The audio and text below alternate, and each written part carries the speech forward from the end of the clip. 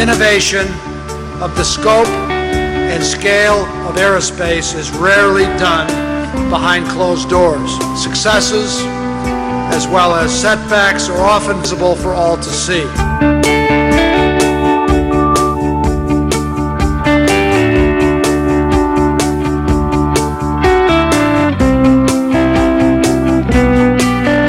I was fortunate to join our industry in the last quarter of really a remarkable century. To me, aerospace defined the 20th century. It helped win World War II. It helped win the Cold War. It changed the way we navigate and communicate with satellites. It brought the world closer together with commercial airplanes. And of course, when Neil Armstrong walked on the moon, it forever changed how people look at the world around us.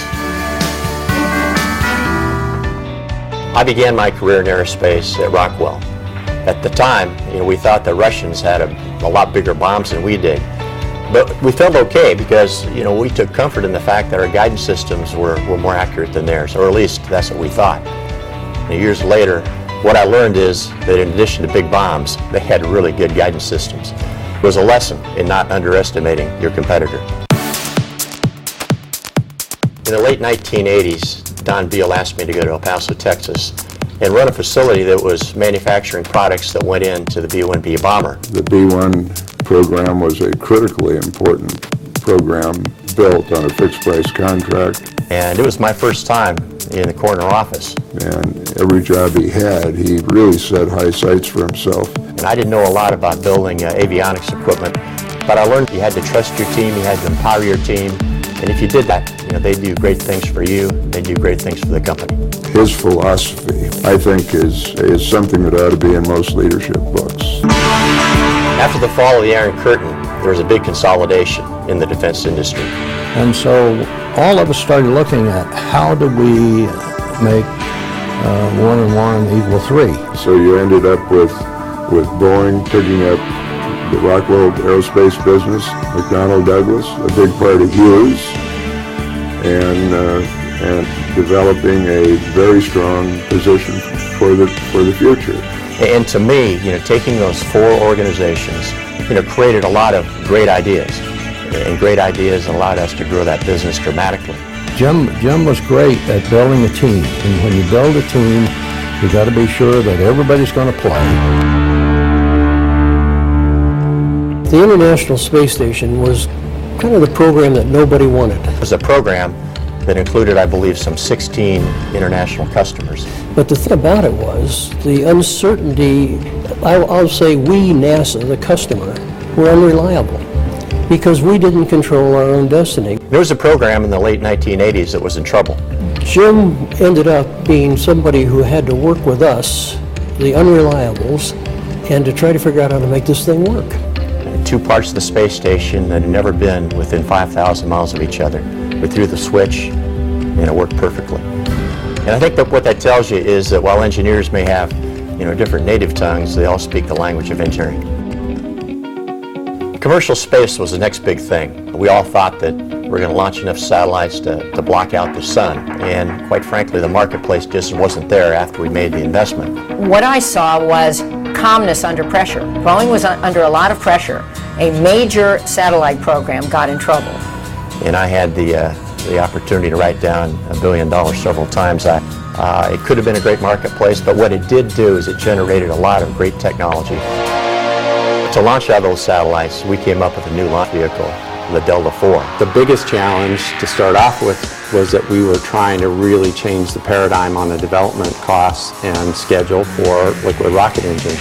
Typical Boeing pushing technology on a fixed price program. I think we were both surprised that the Boeing company approved the amount of money it was going to take to develop this project. And probably what I'm most proud of for that team is that the RS-68 has had a perfect flight record since its certification.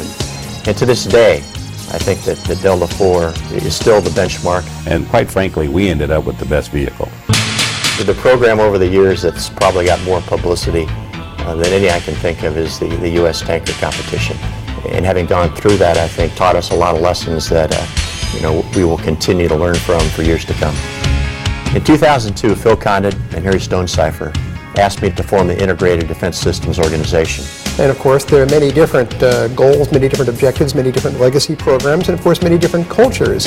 No effort at merging companies like this is going to be successful, but he made a huge effort in bashing heads together and making certain that people worked together and had one identity. And as a result, I think they got to know each other, and they got to understand that these heritage organizations all had a lot to offer. Absolutely, that's what he did.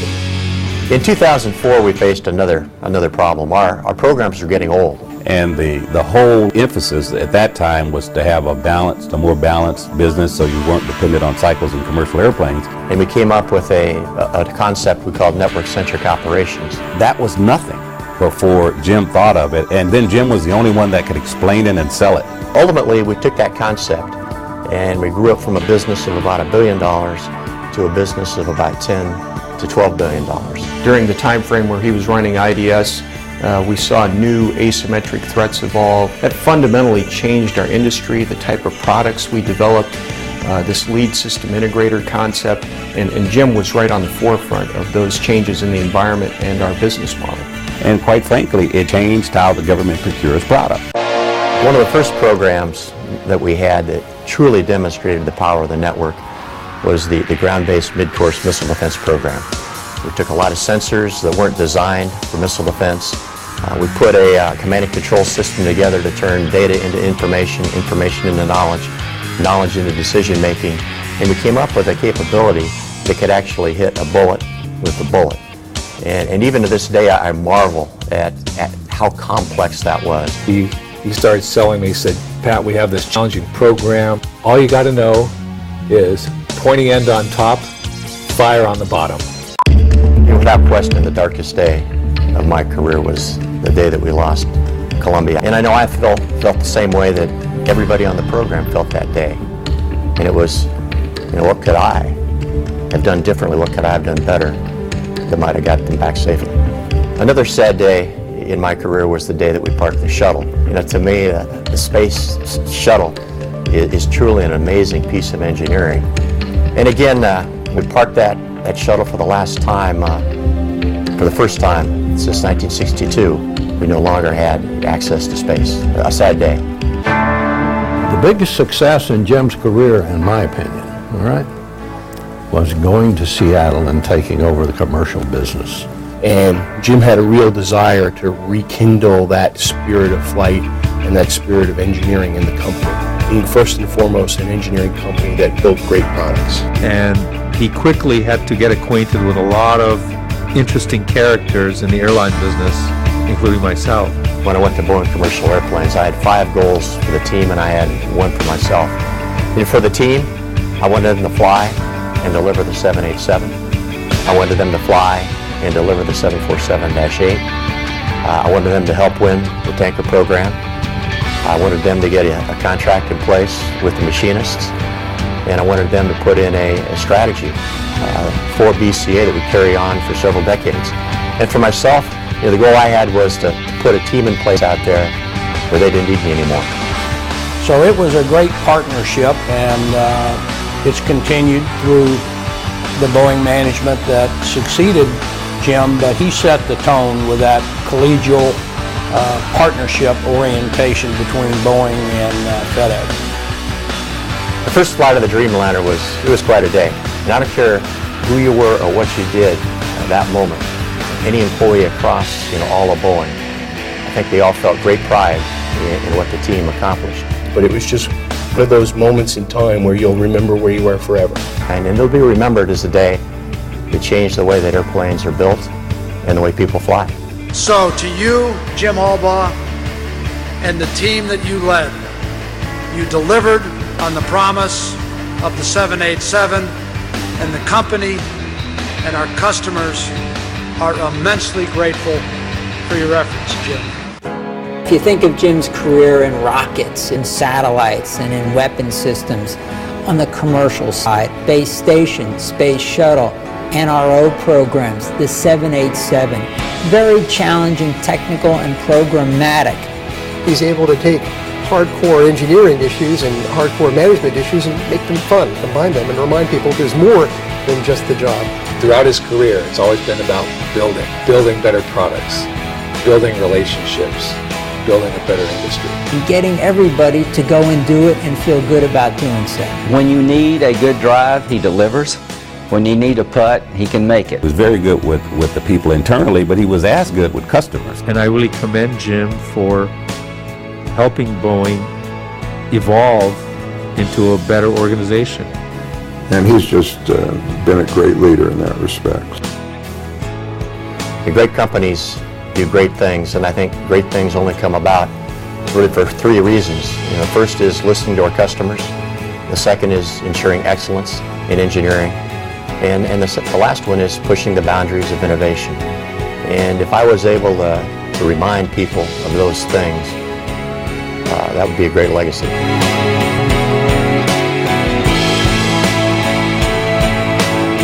Aerospace defined the 20th century. The question is, will it define the 21st? I believe it will, but I think it will take the collective commitment of companies, universities, and the government to make it happen.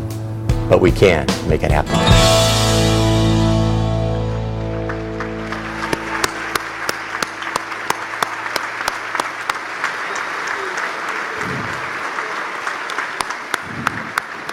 Ladies and gentlemen, please welcome back to the stage President Kevin McAllister. Thank you very much. I kind of like that ring of President Kevin McAllister. Thank you very much. Ladies and gentlemen, what an incredible video tribute tonight. Our thanks go out to Boeing for their generous support of the video, and to Jim Golan, who produced a terrific tribute to Jim Albaugh. Ladies and gentlemen, it is now time. The Wings Club has presented the Distinguished Achievement Award since 1975. This prestigious award acknowledges outstanding accomplishments in the field of aviation. Past recipients have included the most notable names in aviation history. Tonight, we honor Jim Albaugh. Jim is truly deserving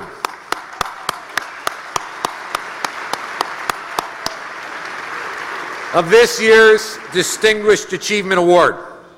And the Jim Albaugh I know has got more to come. I can't wait. Jim began his storied career 37 years ago as an engineer in Hanford, Washington. Over his career, he was responsible for hundreds of aviation and aerospace programs, including the first element launch of the International Space Station and the first flight of the 787. Jim retired as President and CEO of Boeing Commercial.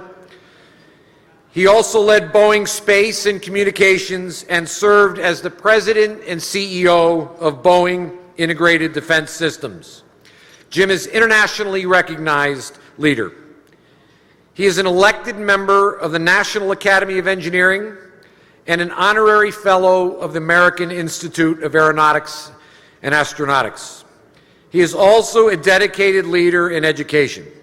Jim is a member of the Board of Visitors for Columbia University School of Engineering and a trustee for Willamette University. In addition, Jim is a senior advisor for the Blackstone Group and serves on numerous corporate boards. Ladies and gentlemen, it is now time. Please, a loud round of applause for our celebrity, for our guest of honor, Mr. Jim Albaugh.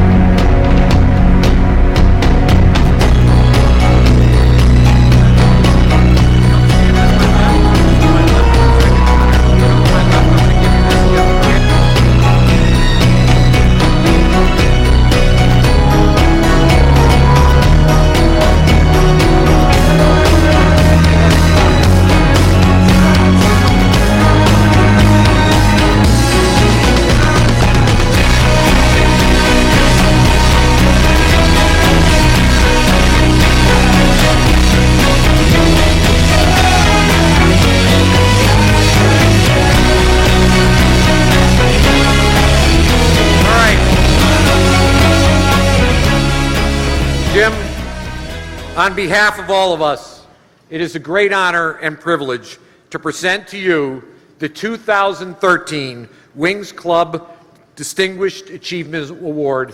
Thank you so much. All right, thank you, Kevin. Thank you. Can we get a picture right here? Yeah.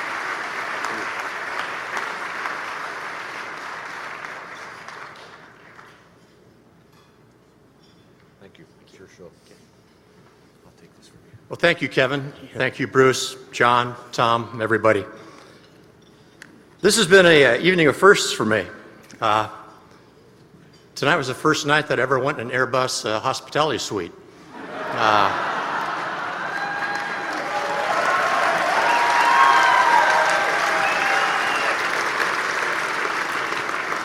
And John, the wine did not disappoint. Yeah, thank you. Yeah. Also, this is the first night that any of those people in the video ever said anything nice about me. And I appreciate that very, very much, very heartfelt, and I appreciate the sentiments.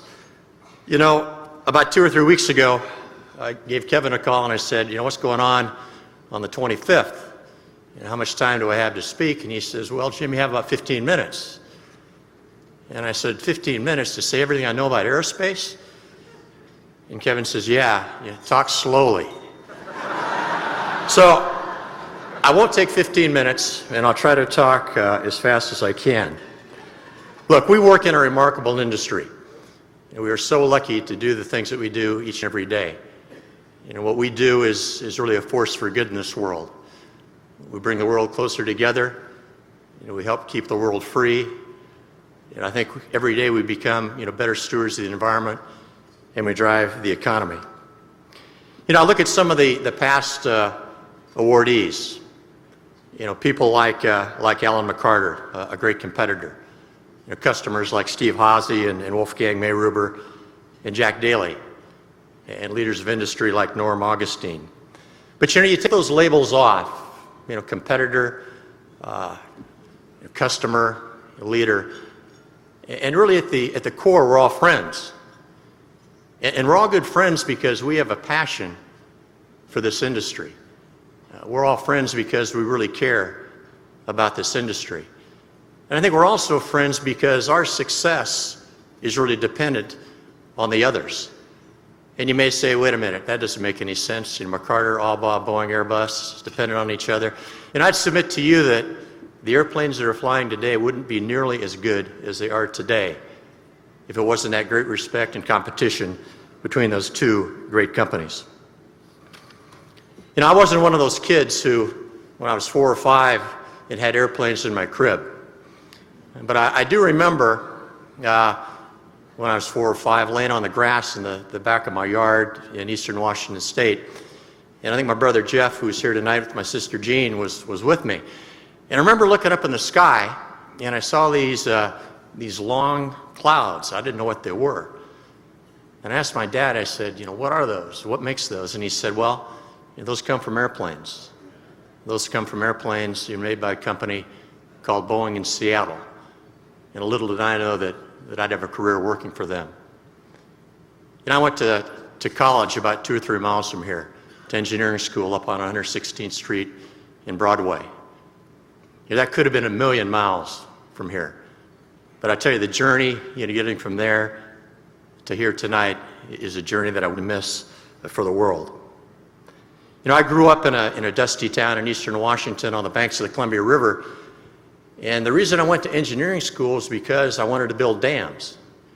And I got out of school and I found out all the good dam sites were already taken. So I wound up, going into aerospace. And I was immediately hooked. You got to work on hard things. You got to do things that had never been done before. You got to work with really intelligent people, and you got to work for great customers. And early on, I learned the fundamentals of engineering. And the first thing I learned was that engineering is not something anybody does alone. Engineering is something that you do with a team, and the more people on the team, the better the product's going to be. I also learned that the numbers have to be right. And if they're not right, somebody could lose their life. If they're not right, certainly, somebody's business plan could be impacted. I also learned that engineering wasn't for the impatient or the faint of heart. When you're doing a development program, they never go from point A to point Z. There are a lot of zigs, there are a lot of zags, and you have to be patient. I also learned that there are no shortcuts in engineering. No shortcuts in engineering, no shortcuts in aerospace, no shortcuts in anything worth doing. And I think that engineers do make the world a better place, and I'm very proud to be one. I've got a lot of great memories, memories about big things and memories about little things. Certainly, the big things are pretty obvious, the first flights, the first launches. I remember my first flight was the Delta III program. We blew that rocket up twice before we got it right. And it's a little hard to call a customer and tell them that, that satellite that you wanted me to put in geosynchronous orbit, well, it's down at the bottom of the Atlantic Ocean. That's a hard telephone call to have to make. Delta IV was another one. First flight was perfect. You saw Rick Bailey in the video. And we jumped up and down in the control room after we got to orbit, and went downstairs to the parking lot and drank beer with the Air Force at Cape Kennedy for about 3 or 4 hours. I'm pretty sure that was against government regulations, but we did that anyway. First flight of 787 and 747. You're out there in the freezing cold up at Everett. You've got people with you that have worked in these programs for 7, 8, 9 years. People who have given up things that they'll never get back. And then the collective joy as those airplanes take off. That's really what engineering is all about, the sense of accomplishment when that mission actually works. There's a little bit in the video about missile defense, ground-based mid-course program, hitting a bullet with a bullet. As an engineer, I understood, how this should work and how it should work, but I was always thankful and grateful and surprised when it did.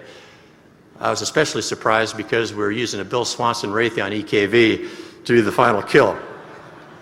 On the space shuttle, fabulous program. You think about the space shuttle, it's a launch vehicle, it's a reconfigurable science platform, it's a hypersonic reentry vehicle, and it's a glider.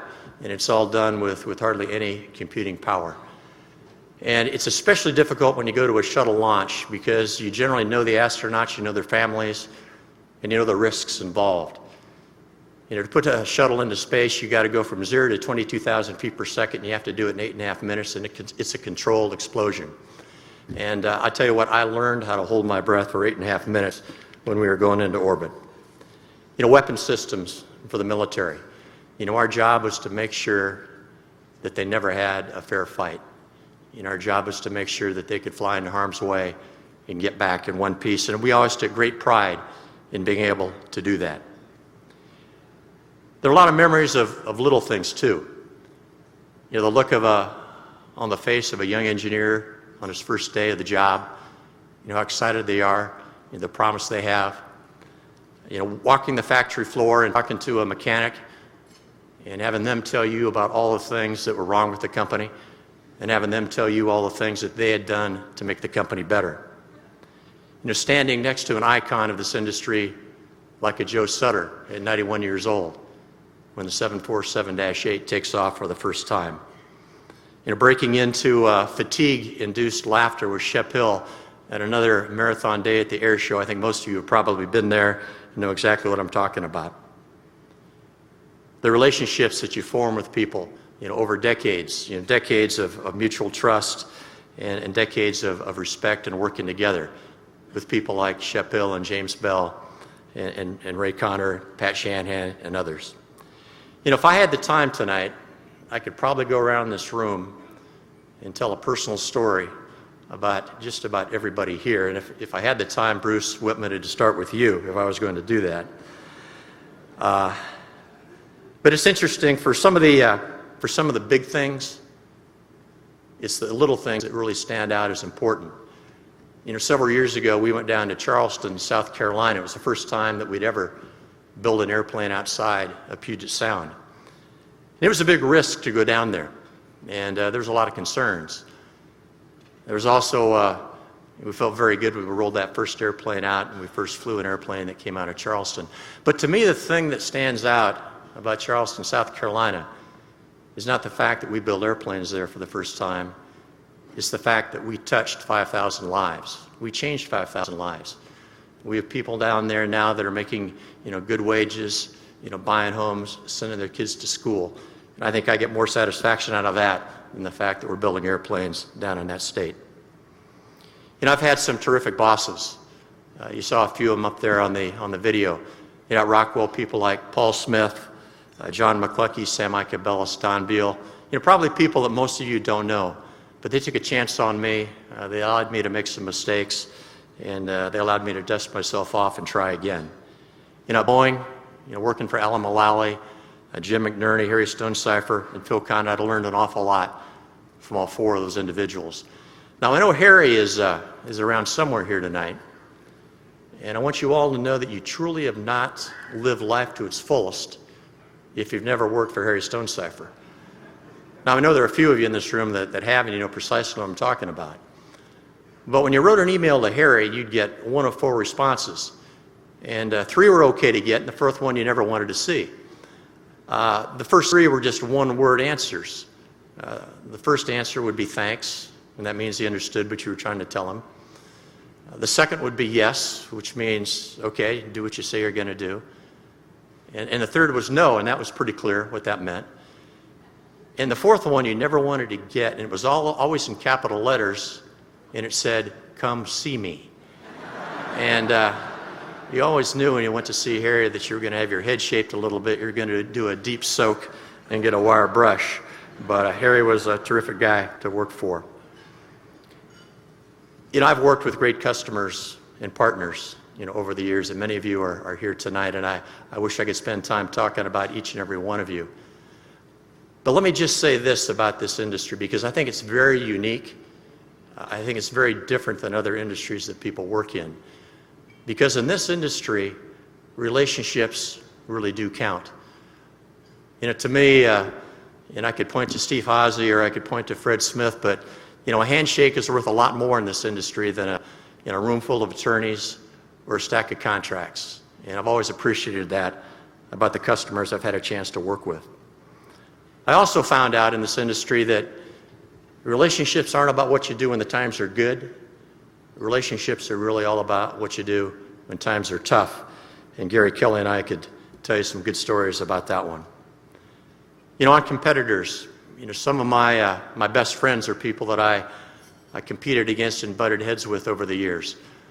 Back when I was running the defense business, it seemed like every time we competed for a program, we were butting heads with Bob Stevens at Lockheed, Ron Sugar at Northrop Grumman, and Bill Swanson at Raytheon.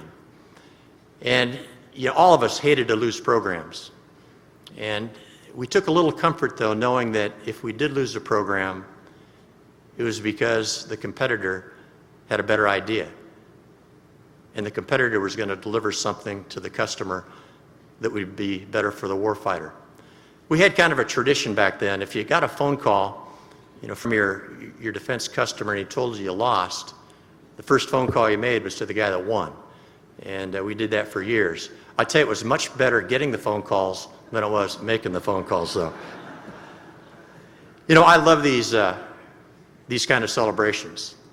The Wings Gala, Navy League, AFA, the fall AA meeting, and I know that Marion Blakey's here tonight. Air shows. These really are a coming together, of the clan, a meeting of the tribe. We get a chance to see old friends, renew old relationships, tell war stories, meet new people. But I think we all know that we really aren't, what this industry is all about. This industry is really built on the people that are drilling holes and filling holes in Toulouse and down there in Fort Worth and in Renton and in Everett and in St. Louis. This industry is built on the backs of people that are unloading airplanes in the middle of winter. Those mechanics that are fixing airplanes in the middle of the night so they fly in the morning. Let me just close by talking about Boeing employees for a minute. 170,000 people that put their badge on every morning and come through the gate.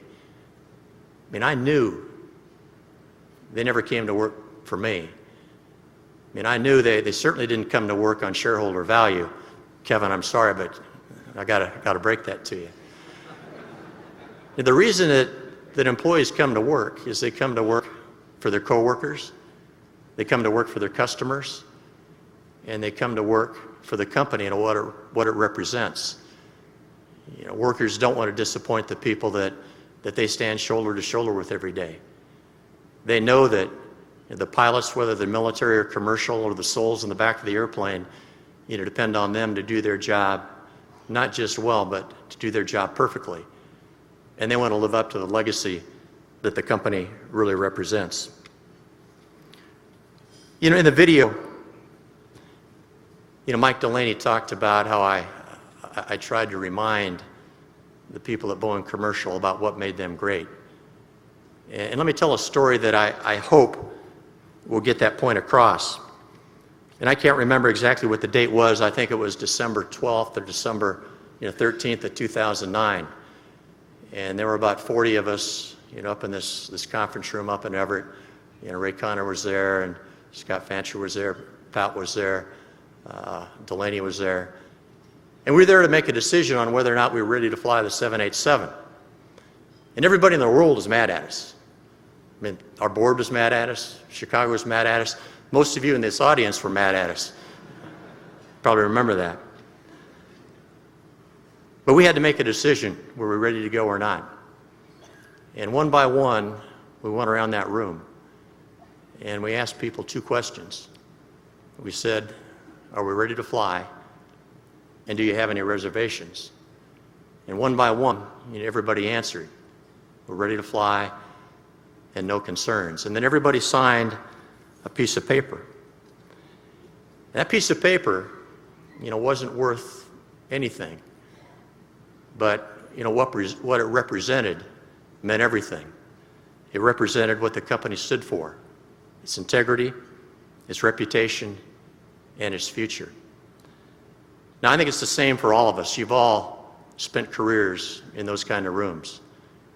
And it's the conversation that takes place in those rooms that really defines who we are and the kind of industry that we're in. And I've been very lucky in my career to spend 37 years in rooms like that.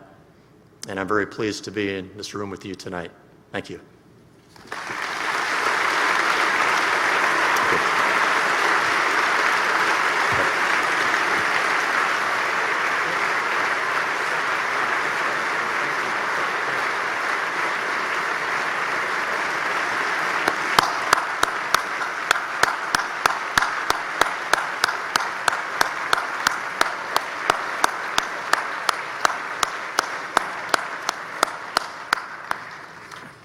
Well, ladies and gentlemen, I hope you've had as much fun tonight as I have. On behalf of the Wings Club, thank you for attending this year's gala. I hope you'll be here Friday, October the 24th, 2014 for next year's. And now I ask, as we conclude tonight's event, please don't forget the silent auction. It's right outside those doors. The proceeds go to the Scholarship Committee. Thank you and have a wonderful evening.